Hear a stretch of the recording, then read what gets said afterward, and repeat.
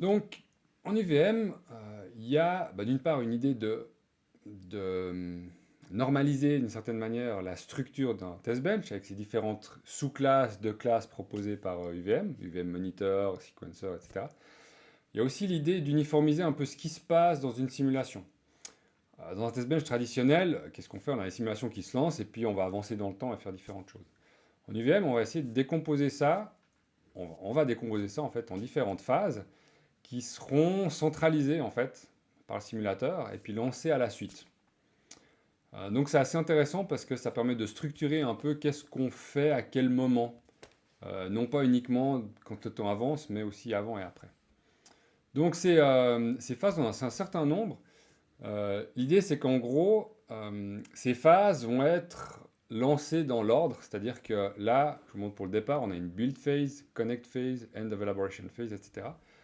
Et en fait, on va exécuter les méthodes build phase un peu partout dans le système. Une fois que c'est fait, on va exécuter les connect phase un peu partout dans le système. Une fois que c'est fait, on va exécuter les end of elaboration phase un peu partout, etc. D'accord? Et donc il y a une sorte de super séquenceur, mais qui est implicite en fait, nous on ne le voit pas, d'accord? Et qui va rythmer en fait ces différentes phases. Donc il y aura des responsabilités différentes dans chacune des phases. Il y en a un certain nombre, je vais vous montrer lesquelles sont les plus importantes. Donc typiquement, ce qui va être intéressant d'abord, ce sera la build phase. L'idée c'est que là-dedans, on aura des méthodes en fait, build phase, qu'on va mettre dans différents composants. Et c'est là-dedans qu'on va créer la hiérarchie de composants. Donc première chose à faire, notre test bench doit se construire, on doit créer nos objets de nos différentes classes, et donc on va le faire avec ces build phases, construire toute la hiérarchie. Une fois que c'est fait, on peut lancer la deuxième phase. La deuxième phase, c'est connecter les différents éléments entre eux, et ça on le fera dans cette phase connect. Et donc là-dedans, typiquement, on va connecter les différents ports d'entrée-sortie de driver, séquenceur, monitor, scoreboard, etc. Ce qui est intéressant, c'est que en décomposant ces phases en deux, justement, c'est que quand on exécute la connect phase, on sait que tout a été construit. Et donc on n'a pas de risque il y a un composant qui vient de se créer, puis il a directement envie de se connecter à un autre alors que l'autre n'a pas encore été créé. Ça permet d'éviter ce type de problème-là. Ensuite, les deux phases suivantes ne sont pas tellement utilisées, je trouve.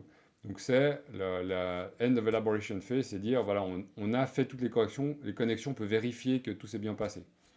Pas trop de sens à l'utilisation, je pense. Ensuite, Start of Simulation Phase, c'est la possibilité d'initialiser les composants en évitant des warnings au temps zéro de la simulation. On sait que si on fait de l'arithmétique, on risque d'avoir des warnings parce qu'au temps zéro, il se passe des choses un peu bizarres. Donc c'est là-dedans qu'on pourrait le faire. Dans la pratique, on n'a pas utilisé ça en fait pour les test bench que nous on a mis en place. D'accord. La prochaine phase intéressante, c'est la run phase. Ce qui est intéressant aussi de noter, c'est que les quatre premières, c'est des fonctions. C'est des fonctions qui s'exécutent on en fait des fonctions en fait parce qu'elles s'exécutent en un temps zéro. La simulation n'a pas encore commencé. Run phase, ça ne sera pas une fonction cette fois-ci, ça sera une task, task system verilog, parce que c'est là où effectivement le temps va avancer. Hein, on a toujours cette idée d'avoir un banc de test qui va se dérouler dans le temps, qui va pouvoir s'arrêter automatiquement tout seul aussi. On va voir comment aussi on peut faire ça correctement. Et donc là, on a le temps qui avance, et pour que le temps avance, il faut être dans une tâche, on n'a pas le droit d'être dans une fonction. Donc voilà, ça sera là où le gros se passe, hein, en fait, clairement. Donc pour le départ, ce qui est important pour moi, c'est le build, ensuite on connecte, et puis ensuite on exécute la simulation en soi. Une fois que c'est terminé, il y a des phases finales, en gros, une phase d'extraction, où ça serait récupérer les différentes informations d'assertion, de couverture, etc. Ensuite, une phase check pour vérifier ce qui s'est passé dans la phase précédente, consolider un peu le tout. Ensuite, une phase de report où là, typiquement, on générerait des rapports HTML ou autre type de format, JUnit, je ne sais quoi. D'accord. Et puis une phase finale où on fermerait les fichiers et libérerait les ressources. Alors, dans un banc de test de base, on n'a pas forcément besoin de ces phases. D'accord. C'est un peu du fignolage. Une fois que la simulation est terminée, ça peut être intéressant d'avoir la phase de report pour être sûr que voilà, on sait que là, à ce moment-là, on est arrêté et que tout s'est arrêté, et puis on peut générer nos rapports correctement. Celle-ci peut avoir du sens. Voilà, comme je l'ai dit, toutes ces phases, elles sont rythmées par un métaséquenceur, d'une certaine manière. Alors, je vais vous montrer comment ça se passe à l'utilisation. Donc, chaque composant, donc qui dérive de UVM Component, il implémente ces méthodes. C'est-à-dire qu'un UVM Agent, un UVM monitor, un UVM sequencer, etc. Ils ont ces différentes méthodes, que ce soit les fonctions ou la tâche run phase. Et puis, ben, on va pouvoir les surcharger si c'est nécessaire pour nous. Et donc, typiquement, ben, ça va être intéressant de surcharger les méthodes build, phase, connect et puis run. D'accord? Notamment le run dans le driver. D'accord? Et puis, ben, pour un agent, lui, il n'y aura pas forcément de run parce que lui, il est juste structurel. En fait, il instancie différents composants. Donc, lui, on va plutôt utiliser que du build et du connect pour le construire correctement. Donc, ce qui est pas mal, c'est que ben, ça permet de bien savoir où est-ce qu'on fait quoi, et donc avoir des responsabilités bien claires entre les différentes fonctions qu'on a dans le système.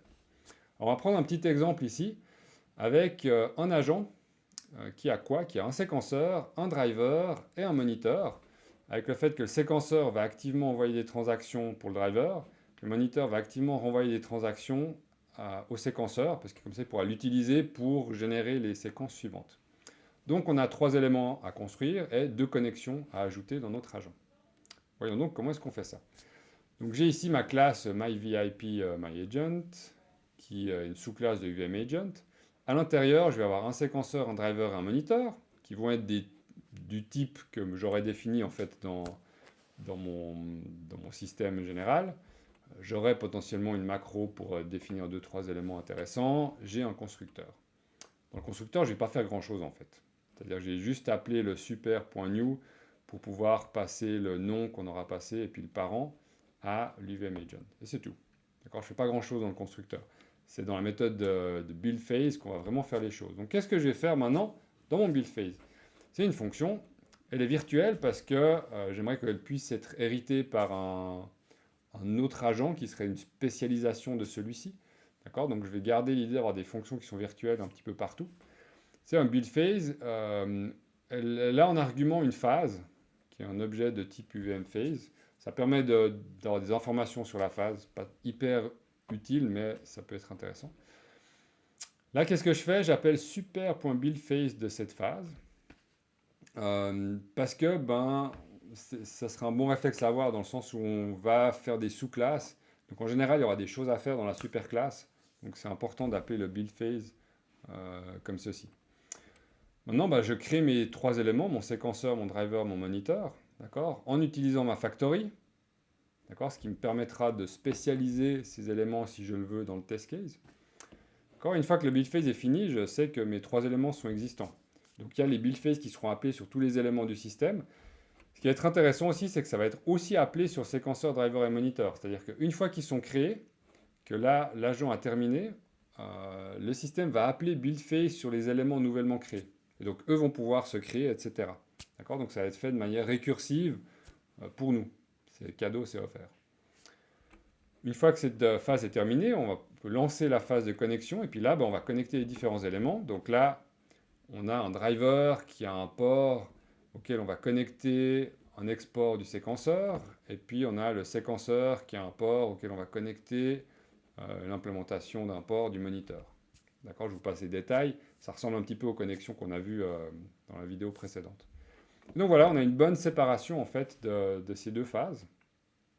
Il n'y aura pas de phase de run dans l'agent parce que lui ne fait rien. C'est ces 3 éléments qui vont réellement faire quelque chose. D'accord, donc typiquement dans le driver, là on aura une tâche run phase qui sera virtuelle aussi, ça a du sens, dans laquelle, là en l'occurrence, je fais un fork sur 2 méthodes qui va être get and drive et reset, une méthode qui gère le reset et puis une autre qui va simplement récupérer les transactions et puis les jouer en interagissant avec le design à vérifier. D'accord? Donc voilà, c'est intéressant. On retrouve vraiment cette décomposition dans tous les objets. D'accord? Et ça a une bonne, c'est une bonne pratique et ça oblige tout le monde à réfléchir de la même manière. Donc on sait comment les choses seront structurées. Si vous tombez sur un nouveau code, vous savez que la construction, ça sera dans la méthode de build. Ça ne va pas être perdu n'importe où dans le code. Lié à ces phases, et notamment à la phase de build et de connexion, c'est intéressant de pouvoir justement configurer les choses en disant c'est le test case qui va être responsable de comment la hiérarchie va se construire. Ça peut être la version par défaut, mais ça peut être, en fait, à la place de ce moniteur, j'aimerais que tu me mettes un moniteur un petit peu différent, qui a des fonctionnalités un petit peu différentes. Donc clairement, il pourra guider la construction de la hiérarchie, et puis on va aussi pouvoir définir des valeurs de certains composants, de certaines variables en fait de ces composants, qui sera utilisé ensuite à l'exécution. Ça va être intéressant. Alors, je vous montre une manière de faire. Une manière de faire, c'est en utilisant une base de données de configuration. D'accord? L'autre méthode, ça serait de créer des objets perso, d'une certaine manière, custom, qu'on va passer en fait aux différents éléments lorsqu'on les crée. Je ne vous montre pas cet exemple-là. L'exemple à base d'objets de configuration, on l'a dans un logiciel qu'on a développé, que je vous montrerai tout à la fin de cette présentation. Donc ici, qu'est-ce qu'on a? On a le build phase d'un agent. Ici, qu'est-ce qu'on a? On a une variable hasMonitor qui visiblement va être utilisée pour savoir est-ce qu'on va construire ou non le moniteur. On peut effectivement avoir un agent où, suivant le test qu'on fait, on n'a pas envie de monitorer ce qui se passe. Si on ne le fait pas, du coup, on va gagner en performance. Si ce n'est pas nécessaire, autant ne pas le faire. J'appelle le super.buildPhase, très bien. Puis ensuite, là, je récupère une information via cette fonction getConfigInt, qui est liée à une sorte de base de données générale de configuration. Je vais regarder si pour cet élément-ci, pour ce myAgent, il y a une variable qui aurait été mise qui s'appellerait hasMonitor. Et si c'est le cas, je récupère sa valeur que je vais mettre ici dans la variable que j'ai là. D'accord? Si je ne l'ai pas, je dis que c'est pas top. D'accord? En l'occurrence. Ensuite, qu'est-ce que je fais? Là, je crée mon séquenceur, je crée mon driver, et puis j'utilise ma variable hasMonitor pour savoir si oui ou non je construis mon moniteur. Et donc, c'est vraiment en récupérant ça que je sais si je dois le faire ou pas. Maintenant, c'est dans le test case en fait que je vais définir ceci. Là, je suis dans le build phase de mon test case. Alors clairement, ce sera intéressant d'avoir différents test cases qui du coup auront des build phases un peu différents chacun. Là, j'appelle le super.buildPhase.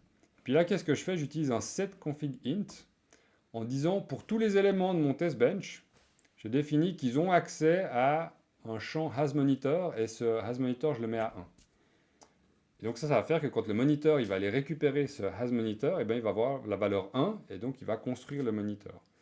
Une fois que j'ai seté ces différentes valeurs qui m'intéressent, à ce moment-là, je crée la suite de la hiérarchie. Et donc là, je crée mon test bench. On se rappelle que le test bench, il est dans le test case, dans cette méthodologie-là. Là, le étoile, en fait, on peut spécifier pour un élément particulier. Donc, ça peut être pour tel test case, pour tel agent, pour tel agent, j'aimerais ceci. D'accord? Et ça utilisera en fait le nom. On se rappelle que quand on crée un élément, là, comme ceci, on va lui donner un nom unique. Et donc là, on utilise ces noms uniques, c'est pareil par des slash ou des points, pour arriver en fait à celui qui nous intéresse. Donc on peut le setter pour tout le monde ou le setter vraiment pour un élément particulier. Donc voilà, ça c'est juste un petit aperçu que vous sachiez ce qu'on peut faire, c'est intéressant. Et puis ça offre une bonne flexibilité en disant je peux mettre tout à disposition et ensuite c'est au niveau du test case que je choisis comment je fais les choses. Donc voilà pour ces phases et cette construction. Dans la prochaine vidéo, on regardera un peu les séquences et qu'est-ce qu'on va pouvoir faire d'intéressant avec des séquences.